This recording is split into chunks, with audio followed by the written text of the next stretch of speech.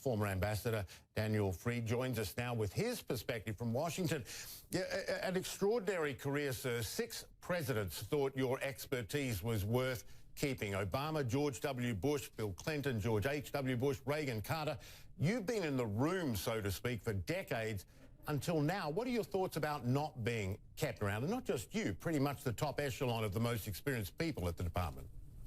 Well, speaking for myself, it seemed time to leave after 40 years. Of course, I'm going to miss the involvement. I'm going to miss the pace. But there are other ways to participate in the making of foreign policy, or at least thinking about foreign policy from the outside, and I'll do my best. Would you have stayed if you had been asked? Well, we'll never know. I wasn't forced out. I wasn't asked to leave. I wasn't asked to stay, so I just retired. Is this the way you wanted to end your career? I've had a fabulous career. You have? I had an opportunity to do things I could only dream about when I was a student. I don't mind leaving after 40 years.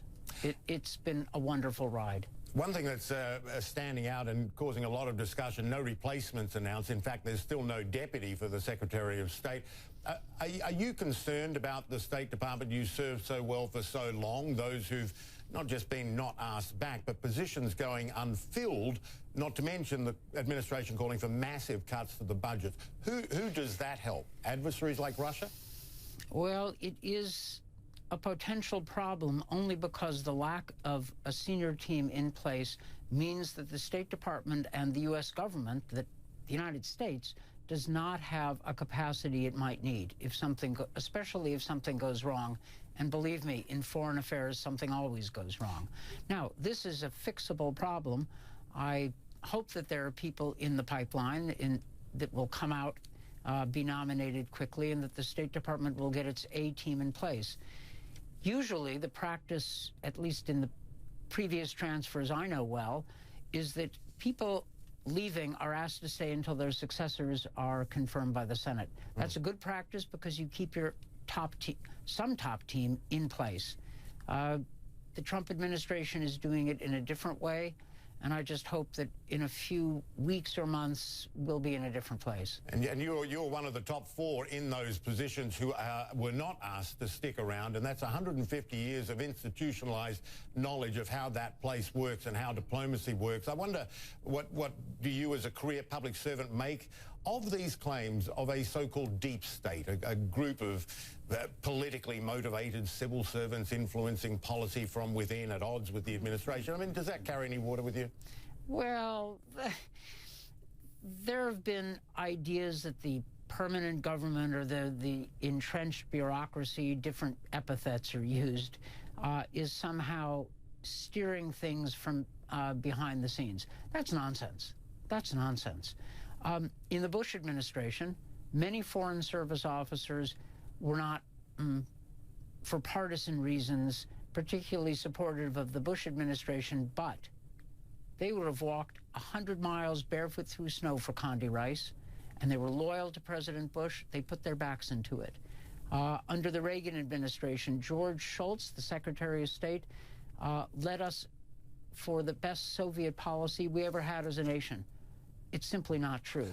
The Foreign Service and civil servants generally in the State Department and throughout the government will work loyally, and they want to be of service. What concerns you most about Russia's role or apparent role or alleged involvement in U.S. politics of late? What do you think Mr. Putin's motivation has been, to support one side or another, or do you think more broadly he's just opposed to the U.S. philosophically and wants damage done? Russia is not our friend.